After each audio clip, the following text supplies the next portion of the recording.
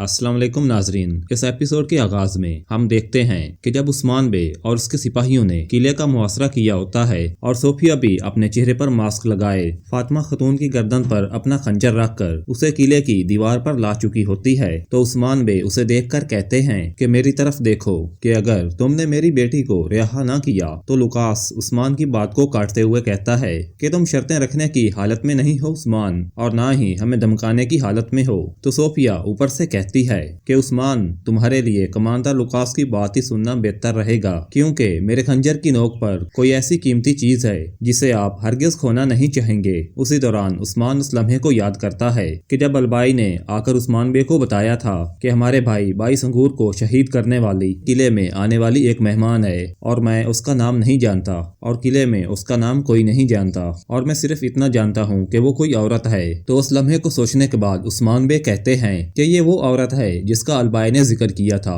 तो फिर बेगम खतून पूछती है कि अब हम क्या करेंगे उस्मान बे। तो फिर उस्मान बे सोफिया से पूछते हैं कि तुम क्या चाहती हो। तो सोफिया कहती है कि हम इस पर बात करेंगे उस्मान, हम इस पर बात करेंगे। और फिर लुकास कहता है कि सब्र करो उस्मान, कि हम तुम्हारे प्यारों के लिए एक सौदा करेंगे। और इससे अगले मंजर में हम देखते हैं कि सबूत में होलो फिरा गोंचा खतून से कहती है कि क्या हमें फातिमा की हिफाजत पर मामूर सिपाही बाजियान का कोई सुराग नहीं मिला, क्या उन्होंने इन सब को ही अगवा कर लिया। तो गोंजा कहती है कि मैं नहीं जानती होलो फिरा। इसी दौरान ओल्गन खतून की नजर जमीन पर पड़े हुए खून पर पड़ती है और वो जैसे ही उन निशानात का ताक़ुब करते हुए एक तरफ को आती है तो वो वहाँ पर एक संदूक को देखती है और वो जैसे ही उस बड़े संदूक को खोलकर देखती है तो वो एकदम डर जाती है, क्योंकि उस संदूक में उन्हीं खवातीन की लाशें मौजूद होती हैं। और फिर ओल्गन खतून होलो फिरा और गोंचा खतून को बताती है कि वो यहाँ हैं, यहाँ हैं। तो फिर होलो फिरा और गोंचा खतून जैसे ही भागते हुए उस संदूक के पास आती हैं तो वो उन मुर्दा खवातीन को देखती हैं। ये देखकर गोंचा खतून गमगीन हो जाती है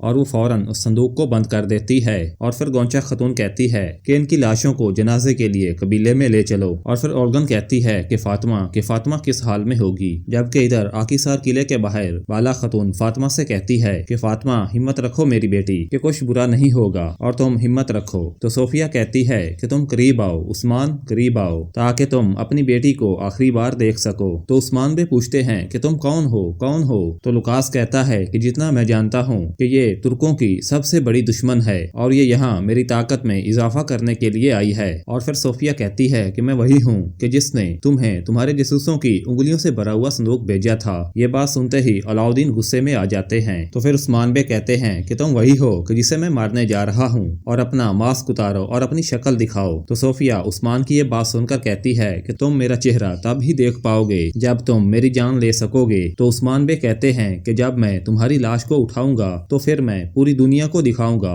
और फिर हर कोई तुम्हारा चेहरा देखेगा। अब बताओ तुम क्या चाहती हो और तुम्हारी क्या शराइत हैं। तो लुकास कहता है कि हम लोग फिलहाल ये चाहते हैं कि तुम मुआसरा खत्म कर दो, वरना तुम्हारी बेटी फातिमा और ये नौजवान मारे जाएंगे। तो फातिमा लुकास की ये बात सुनकर कहती है कि बाबा, मैं मरने के लिए यहाँ पर तैयार हूँ और कभी भी आप मुझे बचाने के लिए फतह से पीछे न हटिएगा। और फिर सिपाही यूसुफ भी कहता है कि मैं मरने के लिए तैयार हूँ उस्मान। और फिर सरोजा भी कहता है कि उस्मान बे, मैं भी मरने के लिए तैयार हूँ। तो फिर उस्मान बे लुकास से कहते हैं कि चलो मान लो कि मैंने मुआसरा रोक दिया और क्या तुम इन्हें मुझे वापस कर दोगे। तो उस्मान की ये बात सुनकर सोफिया हंसने लग जाती है और फिर कहती है कि क्या ये सिर्फ वो वाहिद चीज है जो हम उस्मान से लेंगे। तो लुकास कहता है कि हरगिज नहीं। और लुकास कहता है कि अगर मेरा बच्चा होता तो उसके लिए मैं अपना सब कुछ दे देता। और फिर कहता है कि अब देखते हैं कि क्या उस्मान भी अपनी बेटी के लिए सब कुछ देने के लिए तैयार है। और इससे अगले मंजर में हम देखते हैं कि क्रासी बे ने अपने महल में तमाम सिरदारान को बुलाया होता है और उनसे मुखातिब होकर कहते हैं और कहता है कि मेरे सिरदारों, हमने इस दिन के लिए बहुत ज्यादा सब्र किया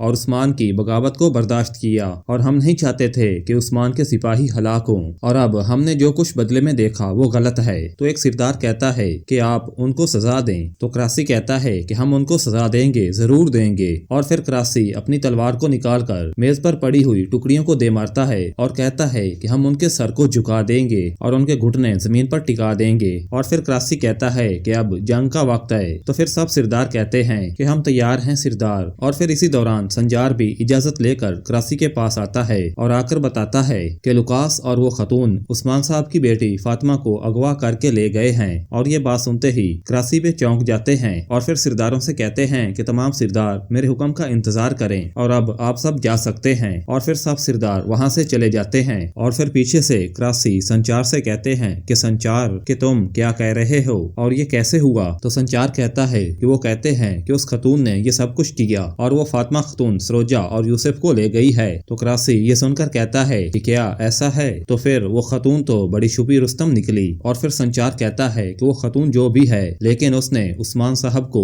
बगैर लड़ाई के शिकस्त दी है। तो ये बात सुनकर क्रासी कहता है कि सब का नतीजा उस्मान तुम्हारा तकब्बर है और अगर उसने मेरी बात सुनी होती तो इस वक्त मैं उसके साथ होता और मैं लुकास के खेल के खिलाफ कुछ न कुछ जरूर करता। तो संचार कहता है कि अब आप क्या करेंगे। तो फिर क्रासी कहता है कि या तो मैं सबसे बाहर रहूंगा या फिर मैं किसी आदमी को भी जिंदा नहीं छोड़ूंगा। और एक जख्मी भेड़िया अपना बदला लेने के लिए वापस जरूर आता है संचार। और इस वक्त उस भेड़िए को निकालने का वक्त है। अब उस्मान को निकालने का वक्त है। और फिर क्रासी अपना मुक्का मेज पर दे मारता है।